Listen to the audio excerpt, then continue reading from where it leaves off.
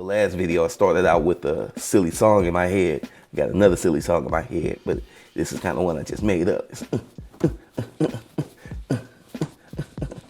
Just drop a brand new coloring book. Okay, that's kind of lame.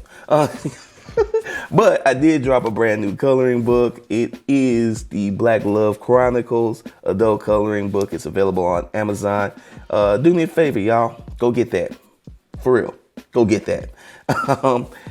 And the reason why I was bringing that up is because I did that book 100% digital. I drew everything in Illustrator, and that's what we're going to be talking about in this video, my drawing and inking process in Adobe Illustrator.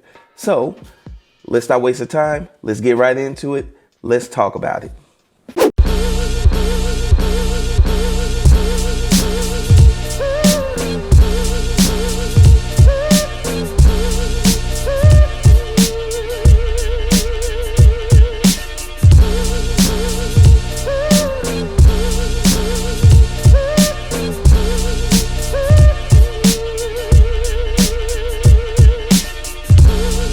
Yo guys, what's up? So last video I taught you how to create a custom brush in Illustrator. Now this video we're going to go over how to use your custom brushes to draw and ink. So first off, when I start to draw, I try to draw and be as loose as possible with my lines. I'm really just trying to draw as naturally as I would if I was using pencil and paper. One of the cool things about drawing in Illustrator is that each line stroke is its own individual object and can be manipulated or completely deleted as I see fit. And trust me, I use that aspect all the time when I'm doing my sketches in Illustrator. Alright guys, so once I have my sketch done, I do a couple things immediately. I select all the line strokes with the selection tool and drop the opacity to between 20 and 30%. Then I go ahead and I lock this layer. Now why do I lock this layer? Well, in Illustrator, if a layer is unlocked, the program is going to read it as live and editable, which means that if I ever click on, say, a line stroke beneath it at any time, that can move me from one layer to another, and that's a no bueno. That's bad. You don't want that to happen. So to keep that from happening, you just lock that under layer so you don't have to worry about it, and you can just draw on your top layer in peace. And your top layer is your ink layer, and that's what you want to do. All right, so now that I have the opacity on layer 1 dropped to between 20 and 30%, and I have layer 1 locked so I can't have any accidental changing of layers or grabbing different strokes and everything like that, I'm going to create a layer on top of that. And on this layer, I'm going to do my final ink lines and production and all that good stuff. Now everyone has their own preferred method of inking, and I'm just going to show you what I do when I'm inking some of my projects.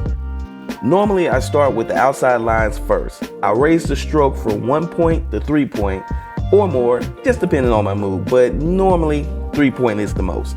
And the reason I do that is it gives me a nice solid thick line weight around the drawing, and I use that line weight to contrast against the line weights within the drawing.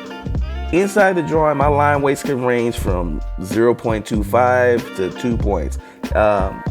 For the guy that I'm drawing in this example, I use a 2-point line weight for the most part on his face, but when it called for it, I would drop the line weights down to 1 point or even as low as 0.50. Again, it just comes down to your eye and what it is that you're trying to accomplish with your drawing.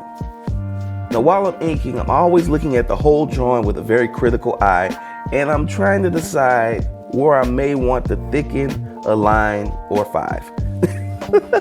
I'm always looking to make some sort of on-the-fly adjustment, so I'm always kind of like in the moment, but then I'm also trying to be a overall viewer of the moment, if that makes sense. It didn't even make sense, but it kind of makes sense. So I'm trying to micromanage, but then overall manage at the same time, which I guess is a form of micromanagement. Who knew? So I have a couple methods that I use for thickening up the lines. One, of course, I change the line weights using just changing the stroke from 1 point or 0.25 all the way up to 3 point, 4 point or more. Now another tool that I use is the width tool, which is over there on your toolbar.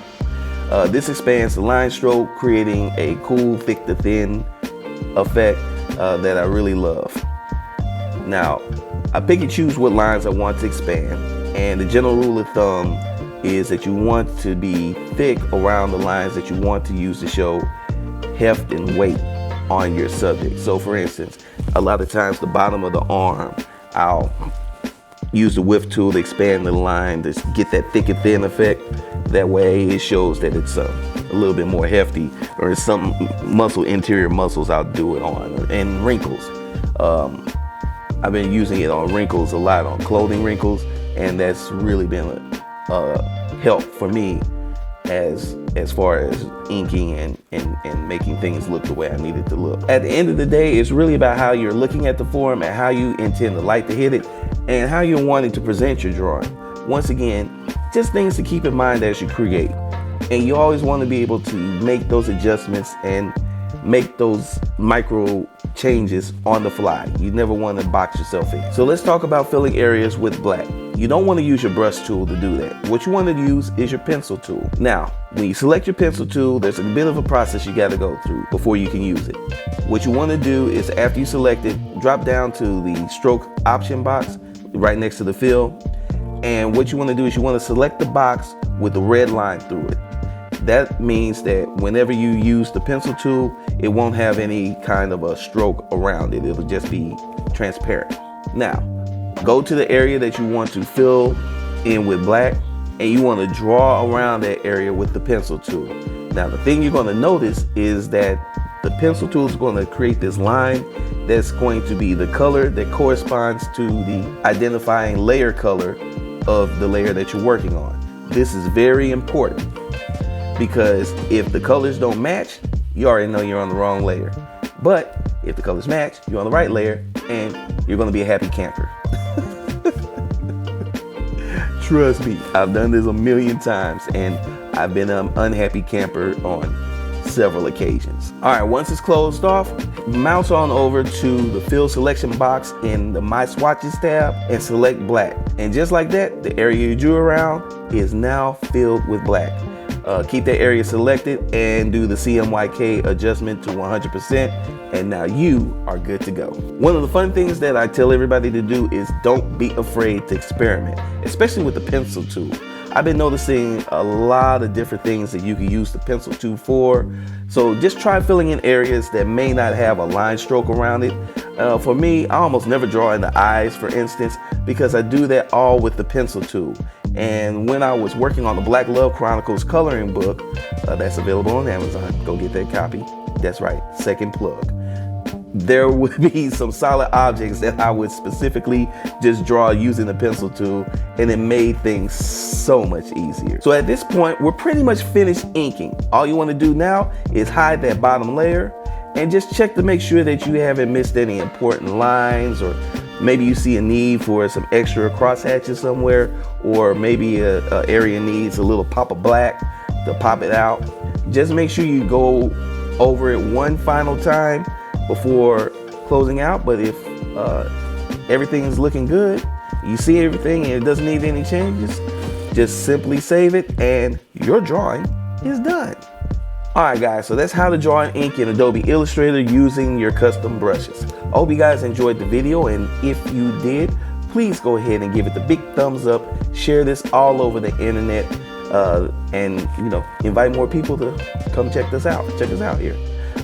If you are new here, one of those people that were invited, if you're new here and you like what you see, go ahead and hit that subscribe button. And I would just like to say, what's up? Glad you could stop by. Everybody, this is important. Everybody, hit that bell icon. That lets you know when I post up new videos, and you don't have to rely on the YouTube algorithm. Now, if you guys want to get a hold of me, I'm available on Twitter and Instagram at DKG72. You can find me on Facebook and TikTok. My Facebook fan page and my TikTok is David Gordon 72.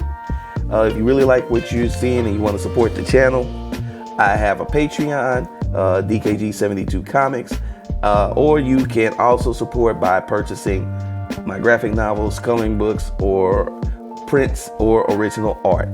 All of that's on the table. All right, guys, I'm about to get out of here. I hope you enjoyed the video. I really do. And I hope you enjoyed these quick tutorials. And yeah, I will holler at y'all in the next video. Peace.